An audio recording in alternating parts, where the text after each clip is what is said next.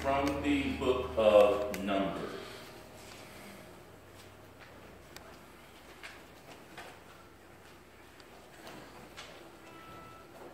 The book of Numbers, the 21st chapter.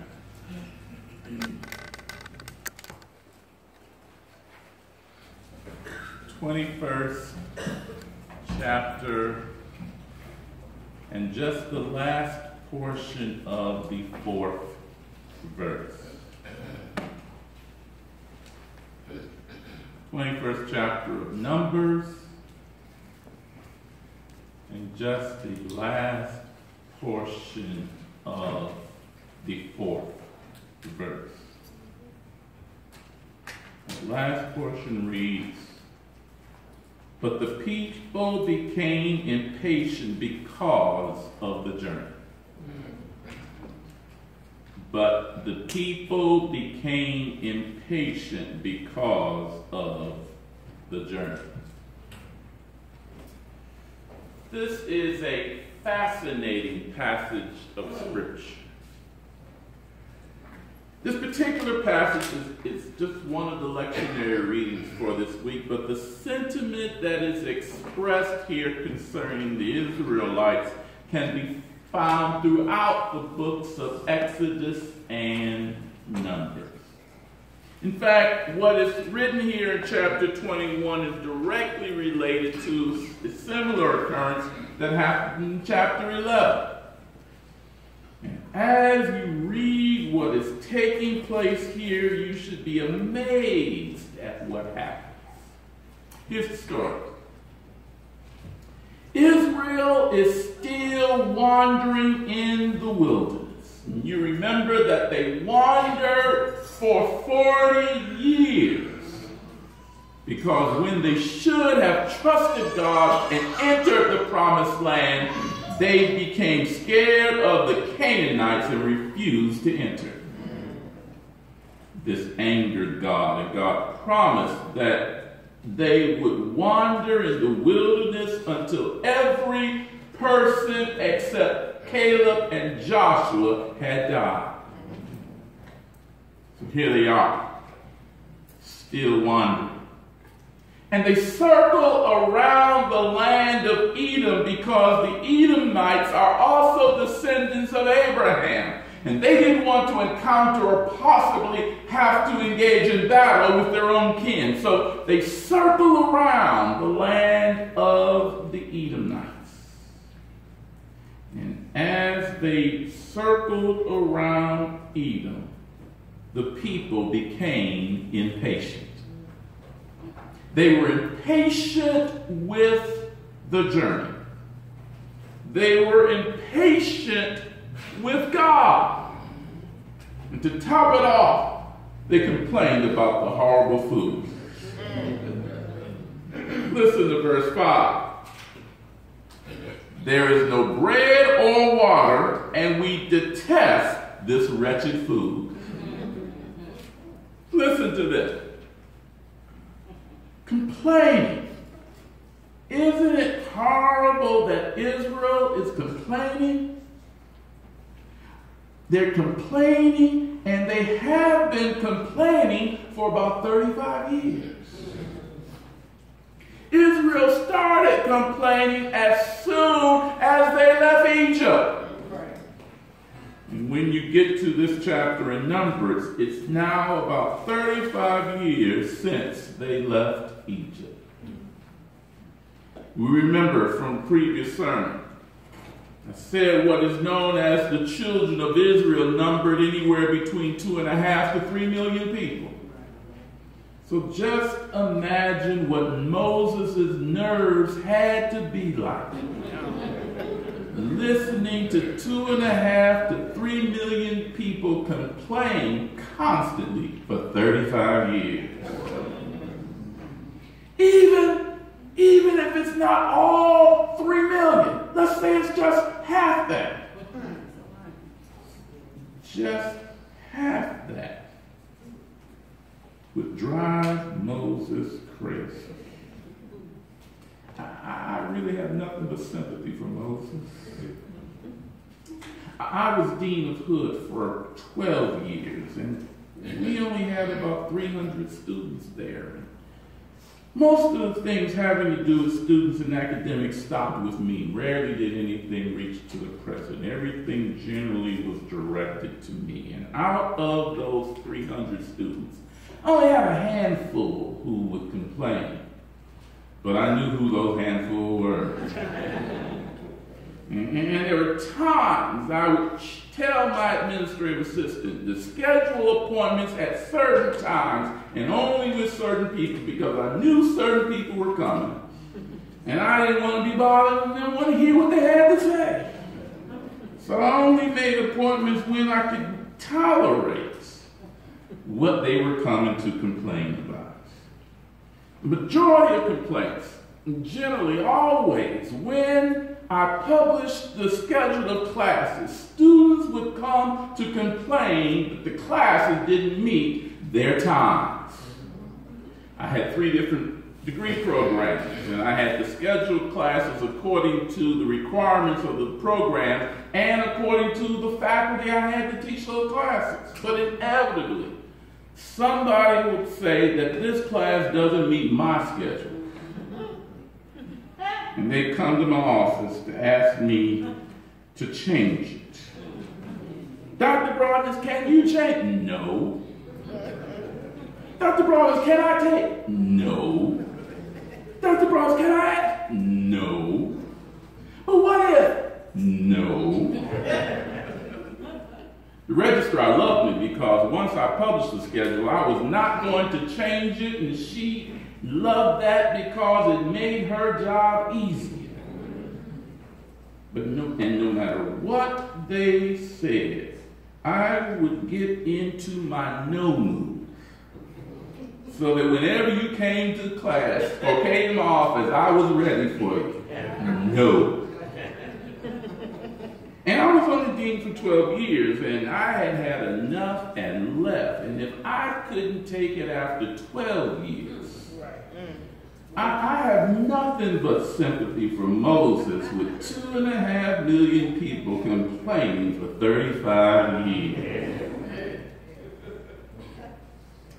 The people said there was no bread or water, and we detest this wretched food. That pretty much has been their complaint for the whole 35 years.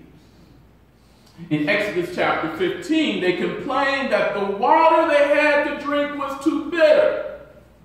Now, mind you, they had just crossed the Red Sea in chapter 14.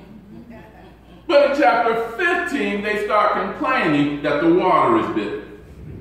And so God told Moses how to sweeten the water for them. In chapter 16, they complain that they don't have bread. So God caused dew to form in the ground in the morning, and out of that to make bread from it. And they were to gather all that they needed for the day, and they called it manna. In chapter 17, they complain again that they don't have water. So God caused Moses to strike the rock, and the water came forth. And just as I told you in chapter 15 that they complained about water, in chapter 17 they're complaining about water again. In Numbers chapter 11, they complain that they don't have bread, even though they're eating manna every day. Then they complain that they don't have meat. So God causes quail to fly through the camp, and they fly low enough that the people could just reach out and grab as much as they needed. But even that wasn't enough. All of this happened in the first 3 years of their leaving Egypt. In chapter 14 in Numbers, they get to the edge of the promised land, and instead of going in, they look over and see that the people there are taller than they are. They said that we look like grasshoppers numbers compared to these people, and we can't go. They rebel against God, and God is angered by their rebellion and promises that not a one of them will enter into the promised land. Here in chapter 21, we're about 30 years from the time that they rebelled against God and refused to enter the promised land. And here we see them complaining again. The people say there is no bread or water, and we detest this wretched food. We've heard that complaint before, but there's something different about the complaint this time. Let's forget about the fact that they're not telling the truth that they don't have bread or water, because they are provided manna and quail and water every day. Yeah. What they're really complaining about is not that they don't have food. It's just not the food that they want. And the real problem here is not the complaint, but who they're complaining against. Now, I've been quoting the last part of verse 5, but at the beginning of verse 5, we see something that should be very alarming to us. The beginning of the verse says this: the people spoke against God and Moses. Biblical scholars place all of these complaints together in a sequence, and this is the last complaint in that sequence. But what makes this complaint different is that they're not complaining about their conditions, they're complaining about who's leading them. They're complaining against Moses and God. Listen to the beginning of verse 5 again. The people spoke against God and Moses. Moses takes the brunt of the complaint, but the complaint really isn't against Moses. Moses is just in the way. Moses is the mediator, the go-between between the people and God. And the people are really mad at God, but they can't get to God, so they complain about Moses. Moses takes the brunt of their anger, but he's not who they're angry with. In our text, in verse 4, it says that the people became impatient because of the journey. The reason they were impatient was because of the length of the journey. Remember, Moses had told Pharaoh that they would journey 3 days, and now it has been 35 years. Never mind that 30 of those years was caused by their own sin. They were impatient because the journey had taken so long. They were impatient because they had to eat the same food every day.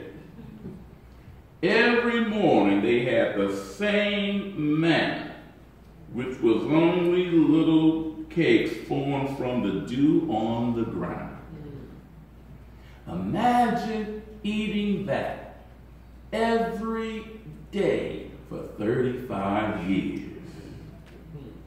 And in the evening, there was quail that flew in the camp. Now, quail once or twice a week, that's all right. But every day for 35 years. I have to admit that I would be frustrated and impatient by eating the same thing every day for 35 years. It's bad enough that Crystal doesn't feed me at all, but what's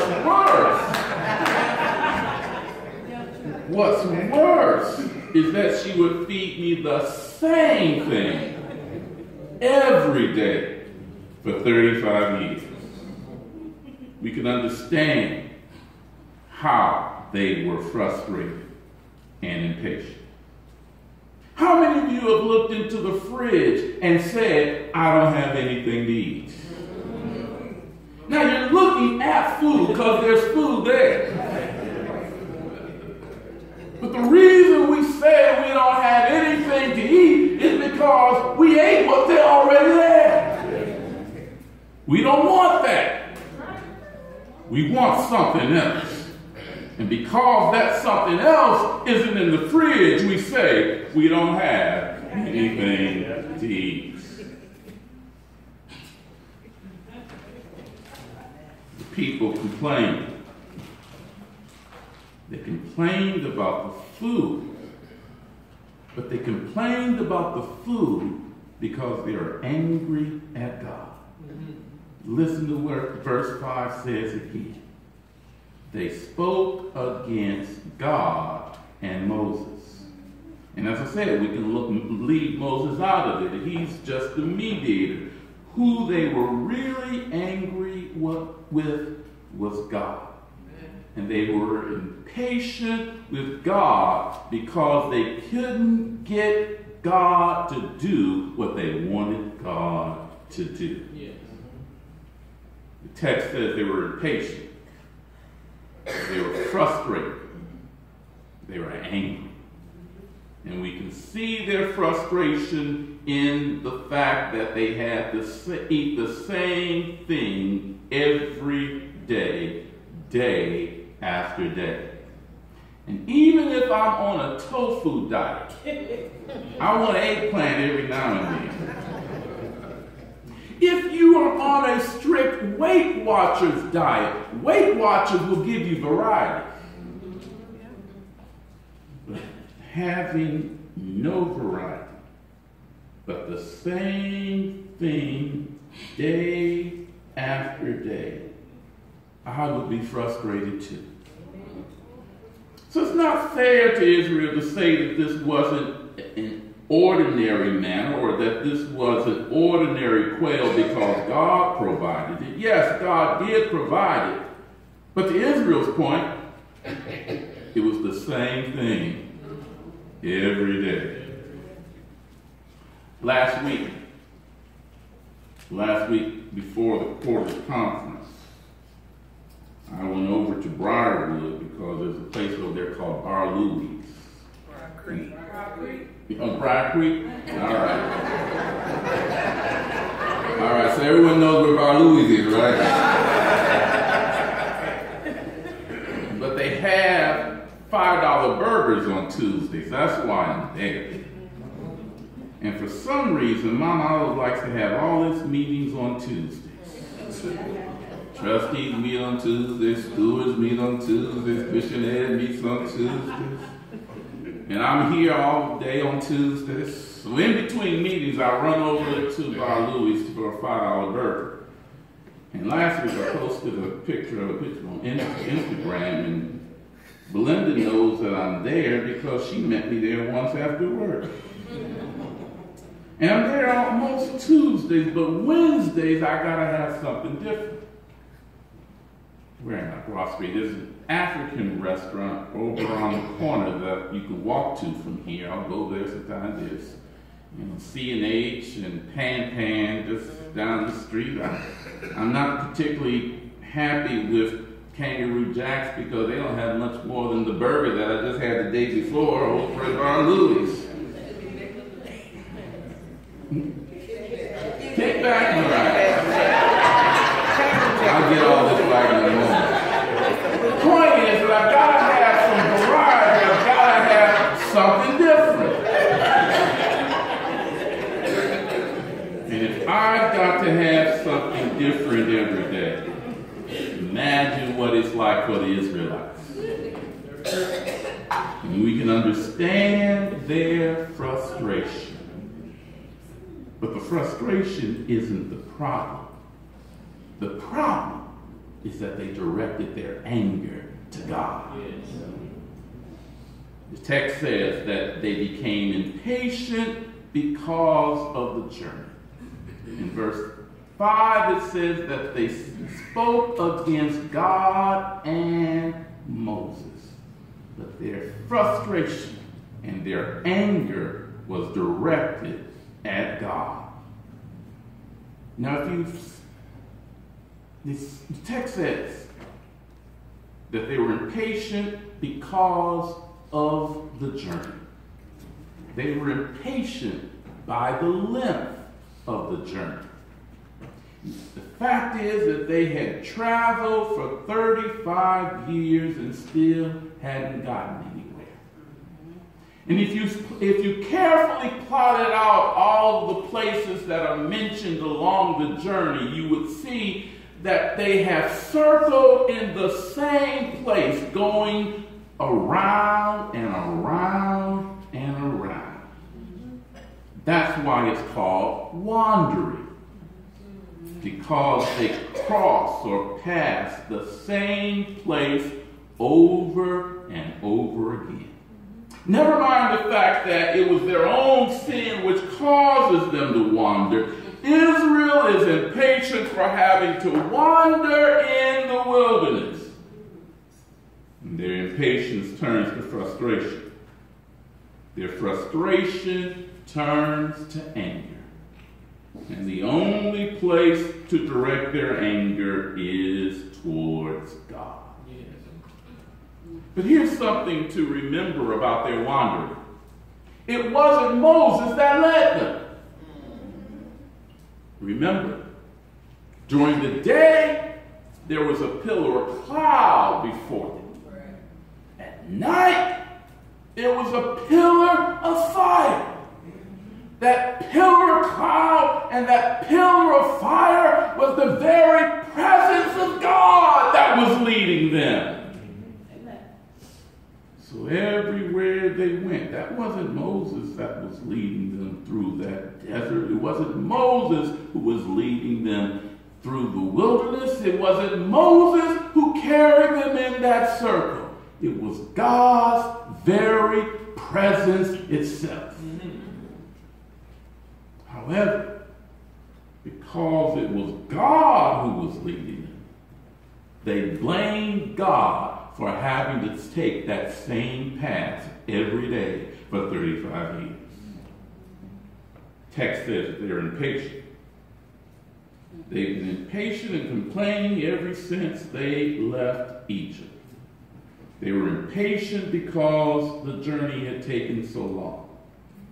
They were impatient because they had to eat the same thing day after day after day. And they were impatient because, according to their time schedule, they should have been in the promised land by now. They were impatient because things hadn't worked according to the way they wanted. Never mind, it was their own sin. But instead of acknowledging that their circumstance was just punishment for their sin, they blamed God for their wandering. Even that wasn't the root of the problem. The real reason that they were so angry goes much deeper than just their frustration. When they became impatient and frustrated and angry with God, what had really taken place is that they had lost trust in God. Yeah. Throughout the Bible, the word faith really doesn't mean to believe. It really means to trust in. To say that one has faith in God is to say that they trust or have trust in God. But when the people became impatient and complained against God, they weren't just complaining. They were showing that they had lost faith. They had lost their trust in God. And when you lose trust in God, what do you have left? Even though you're frustrated and angry with the food that you have to eat, who else is going to provide food for you every day? Even though you're frustrated and angry with circling around the same place for 35 years, Who else is going to guide you through your wilderness? Even though you're angry and frustrated with yourself because your own sin has placed you in this condition, who else can provide the care that you need and the comfort that you need? When you lose trust in God, what else do you have? Losing trust is bad. But as we look deeper into why they lost trust, the situation actually gets worse. They were impatient with God. Why were they impatient? Because God wouldn't do what they wanted God to do. God wouldn't give them different food. God would not speed up the journey. God would not get them where they wanted to be. They became like whining little children who wanted their way and couldn't get it. Because they couldn't get their way, because they couldn't get what they wanted, they became impatient. Their impatience turned to frustration. Their frustration turned to anger. And their anger is directed at God. Impatience is never a good thing. It always leads to a worse situation. When we become impatient, we try to rush things. We try to get them to move faster. We try to get them to go according to our time frame. But whoever said our time frame was best? Who said our time frame was right? But we're so convinced in ourselves that we think what we want and what we desire is what's best for us. We believe that nobody knows us better than we know ourselves. And because I know who I am, I know what's best for me. But I have something for you. God knows you better than you know yourself. Sunday school lesson this morning, it was God who breathed breath and caused us to be living souls. God knows better for us than we know ourselves. And it's arrogance that says I can know better for myself than God. But not only is it arrogant, it's also dangerous. Their impatience led to arrogance, and arrogance is sin. But what made it worse is they're losing trust in God, and that was dangerous for them. When they lost trust in God, the Bible tells us that God became so angry that he sent fiery snakes into the camp. Pew Bibles will say poisonous snakes. Other translations will say fiery snakes, but it says fiery because when the snake bit, it gave a burning sensation to the skin. Those snakes bit the people and caused many of them to die. We forget sometimes that God does get angry. We forget sometimes that even though God is patient and long-suffering, that God still gets angry. And I often wonder whether or not circumstances in my life are not because of their just happening, but because of what I did. God having finally become angry. Sometimes we need to think about that. Why are we in the situations we're in? Why do we experience the things that we're experiencing? Why are we going through what it is that we're going through? It might just be because God finally got tired. God to God's last point? Yes. God is long-suffering. Yes. God is merciful. Yes, God is a forgiving God. But God can also get angry. The people died because of their impatience and their loss of trust in God. This is how their impatience led to danger.